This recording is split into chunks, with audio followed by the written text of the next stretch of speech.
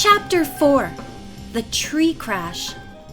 If Helen was right about Mr. Aborn's being the driver of the foreign car, then it should be in the hotel parking lot, Nancy thought. Let's take a look, she suggested. The girls walked to the rear of the hotel where Nancy had left her own convertible. They scouted the lot. There was no sign of a black foreign car. Helen asked the attendant if one had been driven in that day. The man said no. Helen was puzzled. I was so sure I was right. You still could be, said Nancy. The car may be parked somewhere else. Mrs. Aborn may have picked up her husband at some other point. Puzzled, she and Helen climbed into the convertible and Nancy started the engine. As she drove back to the Pinecrest Motel, Helen remarked, I don't care for either Mr. or Mrs. Aborn. Their friendliness seems forced, and their promises don't ring true. I agree, Nancy nodded. By the way, did you notice how Laura's guardian went out of his way to tell us she was penniless? And we were total strangers. I certainly did, Helen replied. It was in very bad taste, I'd say. As soon as Hannah's ankle is better, Nancy declared, I'm coming back here. Let's pay Laura a visit together at Melrose Lake. I feel very uneasy about her. A wonderful idea, Helen exclaimed. When they reached the motel, she got out. I hope Hannah's foot improves quickly, she said, and waved Nancy out of sight. A minute later, Nancy was on the main highway, which paralleled Twin Lakes for some distance. Presently, as she left the lake area, Nancy cast a speculative glance toward the sky. Did she imagine it, or was it beginning to cloud over? Nancy glanced at the speedometer. She was nearly halfway to River Heights. Maybe I can get home before the storm breaks, she told herself. A quarter of a mile farther on, Nancy saw an obstruction in the road and brought the convertible to a halt. A huge sign read, Detour, bridge out, take Melrose Lake Road. An arrow pointed to the left. Just when I'm in a hurry, Nancy fumed, knowing she would have to go miles out of her way before reaching the River Heights Road. Another anxious glance at the sky told her there was no time to be lost.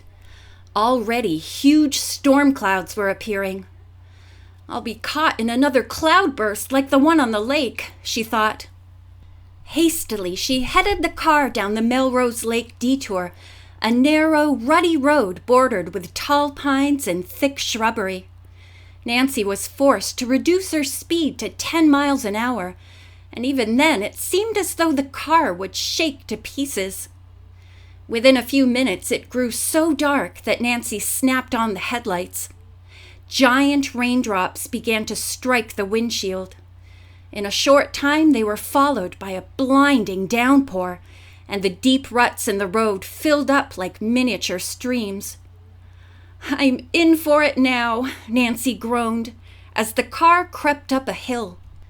Before she could reach a level stretch on the other side of the hill, the storm broke in all its fury. Trees along the roadside twisted and bent before the onslaughts of the rushing wind. It was difficult for Nancy to see the road ahead. She crawled along, endeavoring to keep the convertible's wheels out of deep ruts. As she swerved to avoid a particularly large puddle, a blinding tongue of lightning streaked directly in front of the car. There was a flash of fire and simultaneously a deafening roar. For an instant, Nancy thought the car had been struck. Almost blinded, the girl jammed on the brakes in time to hear a splintering, ripping noise. Before her horrified eyes, a pine tree fell earthward. The convertible seemed to be directly in its line of fall. Oh! Nancy gasped, as the tree missed her car by inches, landing directly in front of it. Nancy felt as though she were frozen in her seat. How closely she had escaped possible death! When she was breathing normally again, Nancy ruefully surveyed the tree which blocked the road. What was she to do? I can't go back because the bridge is out, she told herself. And there probably isn't anyone within miles of this place. She suddenly realized she had not seen another car going in either direction. As Nancy continued to gaze at the fallen tree, she decided it could be moved by 2 people. Too bad I'm not twins, she thought. I wonder how long it will be before someone comes past here.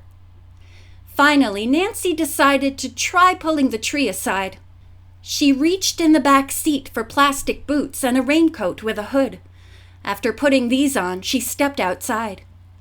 Gingerly picking her way through the mud and heavy rain, she walked to the fallen pine. She grasped the branches and tugged with all her might. The tree did not budge. Nancy next tried rolling it. This, too, she found was impossible. Oh, this is maddening, she thought, feeling completely frustrated. As another low roll of thunder broke the quietness of the woods, Nancy was delighted to see headlights approaching. A moment later, a small Jeep pulled up behind her car. The driver's door opened, and a young man's voice said, "Hello there! Having trouble?" "I sure am," said Nancy, as he walked toward her and stood outlined in the convertible's headlights. He appeared to be about 17, had dark hair and twinkling eyes. Quickly, Nancy explained about the fallen tree. "Wow! You were lucky that it missed you," the boy cried, then added, "It'll be easy for the 3 of us to move the tree." "3?" Nancy questioned. He laughed. "My sister's in the Jeep," he explained, then called out, "Come on out, Kath!" They were joined by a pretty girl whom Nancy guessed to be 14 years old. Introductions were exchanged. The brother and sister were Jim and Kathy Donnell. They lived off the next main highway and were returning home from visiting friends. "I'm glad we came by," Kathy said. "There's only one house on this road and the people haven't moved in yet for the summer." After Jim had pulled some tangled pine branches away from the convertible, he and the girls were able to lift the trunk. Little by little, they moved the tree far enough aside so that the cars could drive ahead. "I'll report this to the highway patrol when we get home," said Jim. "Thanks so much for your help," Nancy told the brother and sister. "By the way, do you know a Mr. and Mrs. Aborn who live at Melrose Lake?" "We certainly do," said Kathy. "They're the ones whose house is on this route.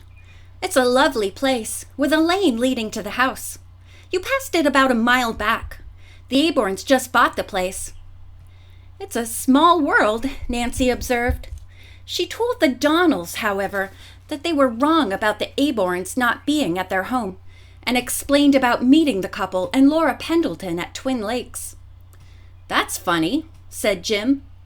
He explained that his parents had known the Aborns for years. They used to have a place on the other side of the larger lake, and bought this new house only a month ago.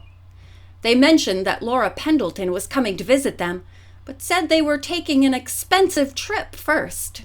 "I see," said Nancy, thinking. Another strange angle to this thing. Aloud, she asked, "Is Mrs. Aborn a blonde-haired woman, rather small and slight, Kathy?" "Yes." Jim said that he and Kathy must say goodbye. Their parents would be worried if they did not arrive home soon. "We'll tell Mother and Dad about the Aborns and Laura," said Jim. "We're all keen to meet Laura. The Aborns think she must be tops." "And we want to introduce Laura to our friends here at the lake," Kathy added. "Grand!" Nancy said enthusiastically. "Laura has had a pretty sad time recently. She needs friends." The 3 said goodbye and got into their own cars. As Nancy drove on, she kept mulling over the Aborn-Pendleton enigma. She inferred from the Donnells' remarks that the man and his wife were very acceptable people. But Nancy certainly had not received this impression of them. "I can't wait to meet them again," she thought. and see how they're treating Laura. By the time Nancy reached the end of the detour, the storm was over. A little later, she turned into the Drews' driveway and parked near the front porch of the large red brick house. She climbed from the car and made a dash for the porch with her suitcase. As she inserted her key in the lock and pushed the front door open, a voice called out from the living room. "Nancy, is that you?" "Yes, Hannah. Be right in." Nancy took off her raincoat and boots and put them in the vestibule closet.